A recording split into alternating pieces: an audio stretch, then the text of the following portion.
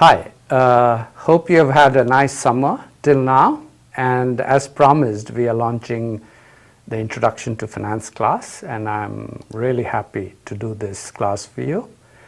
It's free, it's online, and we'll talk a little bit more about that aspect of it, but first I wanted to just tell you a little bit about finance. So why finance? Turns out finance is the study of value, and value is what I believe all humans are after. There is this notion that finance is about money, but you'll see today I won't talk about money too much. And the reason is because money is just a tool, and finance is a much more fundamental understanding of value, and I think that's an important distinction to make. Later on, obviously, in examples that I will use a lot of money language. But I want you to understand this class is not about money, it's about value. And that's extremely critical to what we are going to do. Value creation has two key components, and those are central to finance. And one is time, and the other is uncertainty. And the key element of the time and uncertainty is that just time alone is tough to understand.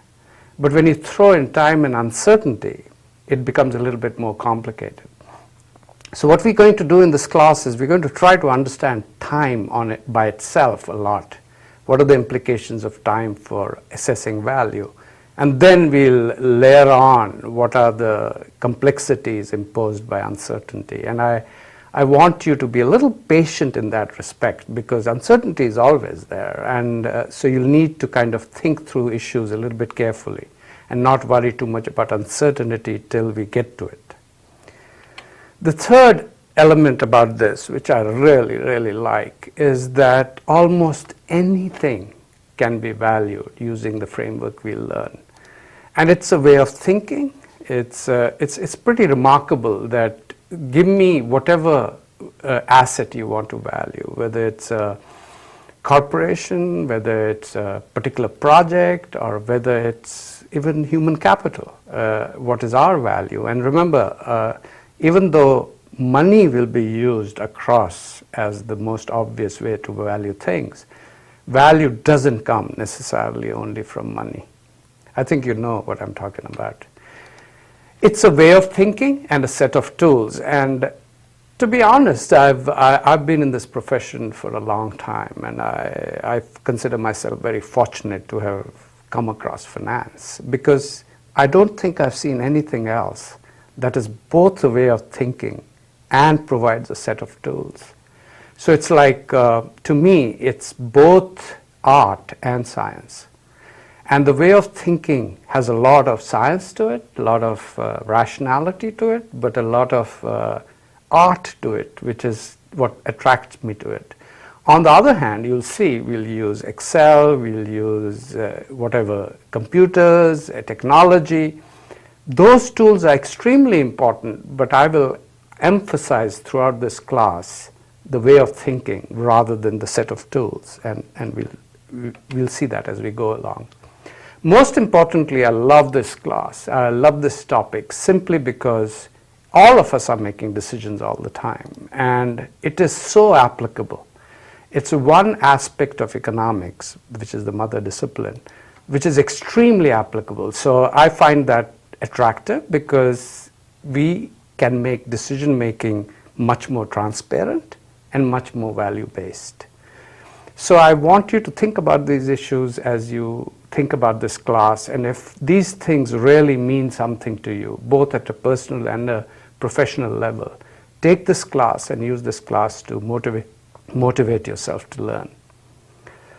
A little bit about the syllabus and the content. First of all, this is a 10-week class, and the syllabus is on the website, so I'm not going to go through the syllabus in detail. If there's one thing I'd ask you to do, if you haven't already done it, is get to look at the syllabus. Just broadly speaking, this is what we'll spend about 2 weeks on what is called time value of money, understanding how to value benefit and costs over time. And as I said initially, we will ignore uncertainty.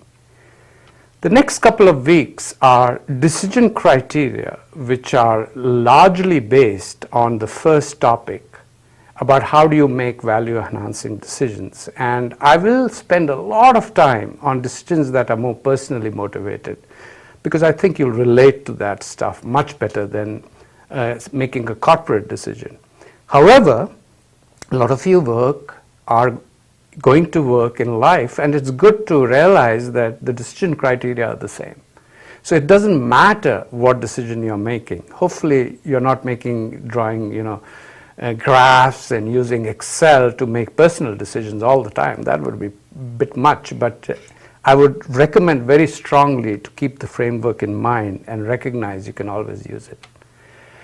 2 weeks on the two fundamental ways of financing any idea or borrowing for a company or of you investing in something. And the two securities, financial securities is what they call them, are bonds and stocks. And we will spend 2 weeks on bonds and stocks to understand them, because it's very critical to understanding finance. 2 weeks then entirely devoted to risk and uncertainty. And as I said before, till this point, I'm going to stay away from risk and uncertainty. Otherwise, you'll be drinking at a fire hydrant. It gets to be a bit much. But we'll go linearly and introduce risk and uncertainty, probably my favorite topic in finance, because it's really cool. And it can get quite complicated, but we'll keep it very simple and basic. 1 week putting it all together, and the final week is a review and the final exam. So that gives you a sense of the syllabus, and I hope you do take the time to review it. In fact, that's your first homework. Get to know the syllabus inside out.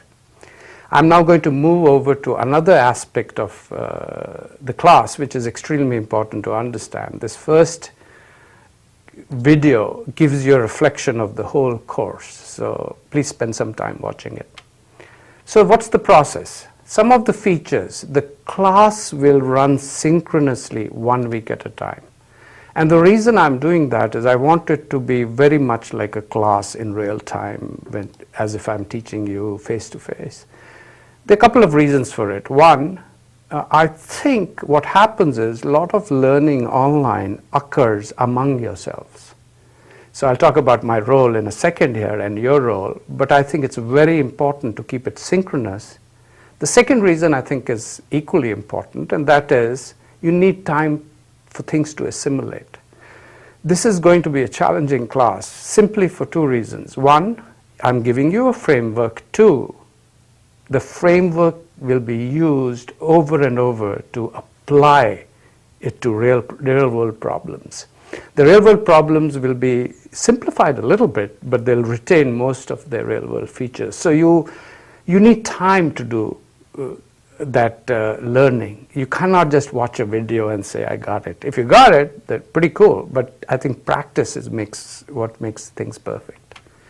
The main method of delivery is going to be videos, and I want to talk a little bit about this. I want the videos to be the main resource that you will have.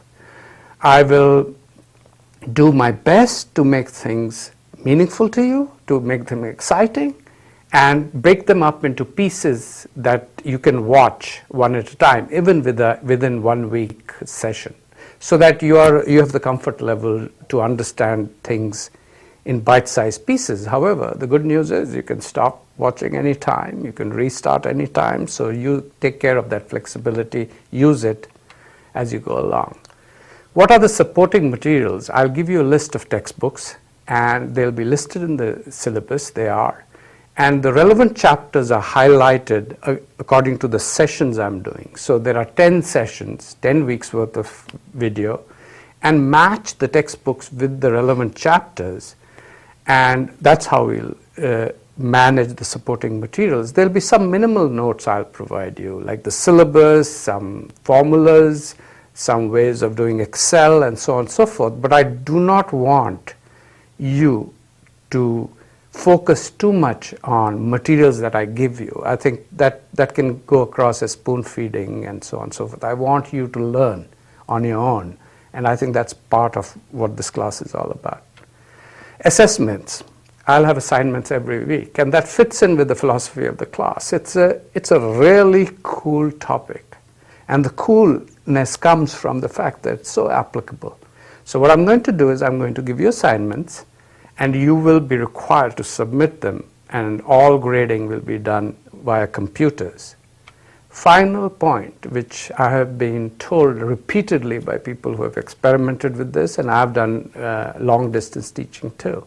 What's extremely important, given that you're not physically in a classroom together, is the interaction among yourselves. So that's very important, peer-to-peer learning. And you have to recognize that the class is so big and you're all over the world that the interaction between faculty or teaching assistants cannot be part of the class. Otherwise, it'll become not manageable for people. So I wanted to recognize that last point. So the process is as important as any other aspect of understanding what this class is all about, and hope that helped. I'm now going to go to my favorite topic, and which is, what is the philosophy of this class and why did I choose to do it? Why do I teach? So the first is, how does learning happen? And I'm going to give you examples of what the real world thinks how learning happens. I think most of the time learning happens in 2-hour blocks. People sit quietly in a room and one guy does the talking or one woman does the talking. I really don't think that's how learning really happens in the world. Learning happens when you're happy. You want to listen. You want to listen to not just the person in front of you like me. You want to listen to yourself. And I think that's such a key important aspect of life. I have never learned anything unless I had wanted to learn it, and unless I'm happy. So the good news is, this is one of the strengths of online, is that when you're happy, do this video watching. When you're open, when your mind is ready to take it, you start out one day and the coffee hasn't kicked in, stop the video. Watch it when it's meaningful to you. I think that's extremely important. You are the center of the learning. And learning happens when you're relaxed, you're happy, and you want to learn. The second, where does learning happen? And this is kind of related to the first issue. Learning happens still in very structured 2-hour time blocks. Who the heck came up with that idea? I don't know, but we kind of follow it as if that's the best thing invented by humanity. That's a bunch of garbage. Learning happens, hopefully, in its own organic way. And this is where, again, I think the online class allows you that flexibility. You don't have to come to class, you don't have to sit in front of, with 40 people. There's a downside to that, or 100 people. You're learning by yourself. And taking advantage of the peers in your large group of students that are learning with you. So what's the role of the teacher and the faculty? And that's me in this case. I think I have taught since 1985. I've taught before that too, but from 1985 till now, I've been at the Ross School of Business, have traveled, taught at other places.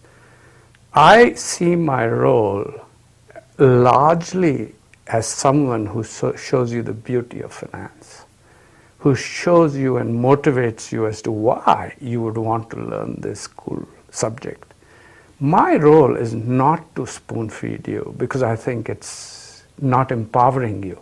So if you want to consume and just want to learn through consumption and watching and just input, that's not what my role is. I'll do my best in the videos to show you the beauty of finance, but I won't hold your hand, because I feel the faculty member as a coach is not a person who spoon feeds, but a person who actually challenges you to be the best you can be. Related to that, this class will be about why things work the way they do. I will, as I said, it's very applied. I will introduce formulas through examples rather than the other way around most of the time. There's a lot of math and so on and so forth, a lot of structure. But I'm much more interested in you understanding why things work the way they do. the difference between people who are successful in life, and I don't mean money again, I mean just successful and happy, and the difference between people who struggle in life is the difference that some of us understand the why things work idea. So it's like if you understand why things work the way they do, and you recognize the beauty of finance, that it's a framework, it's not something that you have to memorize, it's not something you Google. If you know the why of things, and that's what finance is all about, you'll never have to go back to your notes, worry about Googling stuff and so on. You can start from scratch and tackle any problem you want to. What is the role of the student? I think it's becoming pretty obvious what your role is, but I want to reiterate it. I think if you are in the mode of, I'm going to sit there and just consume, I would say that's not the role of the student. The student is the center of learning. And I think therefore, with the being in the center comes the responsibility to learn. And I think it's extremely important that you grab this responsibility. And remember, people are worried about online teaching and how they'll be cheating, how there's no involvement directly and watching of what's going on by the faculty or the administrators. I'm not worried about that, because I think you have Jiminy Cricket. I mean, if you've watched Pinocchio, whenever he lied, Jiminy Cricket was his conscience, his nose grew longer. You are your best Jiminy Cricket. I mean, I can do all the watching I want in my class, but I think if you know you're crossing a line, that's all you need to know, right? And so your moral compass is better than anything I can give you. And I tell you, learn on your own. Learning is a collective exercise, but you do the work on your own, and that's how you learn. That's how you'll develop. And I encourage you to take a very active role, especially in the online class, in going and satisfying your curiosity and trying to do things that you've always wanted to do. Who is ultimately responsible for learning? So the answer is, I hope you know by now, the answer is you. And I am just a facilitator. And I just dream of making learning happen for you in any way I can help, except I won't spoon feed. I will challenge you, and I will hopefully make you learn through that process. Devote about 5 to 10 hours a week. And this I'm putting under philosophy simply because I want to emphasize that while online learning makes things very easy for you, you can learn at your own time when you're happy and so on, it also imposes a certain discipline on you. And I think if you keep 5 to 10 hours a week, every week, by the end of the class, you won't need to study for the final. That's the cool thing about finance. So, is the class really free? I don't think so. And this goes back to the point of money, association of money and cost or benefit. I think you should think of the effort you'll put in. So the class is for free in the sense you're not paying money, but I'm going to make you work hard. So in fact, harder than if you were sitting in my classroom. And if you're willing to do that, the class is obviously not free. Class requires effort, and effort, it will be pretty deep and hard for you. I'm challenging you, I'm not discouraging you, but I want you to know you'll do the learning and I will be the facilitator, and we'll have fun together.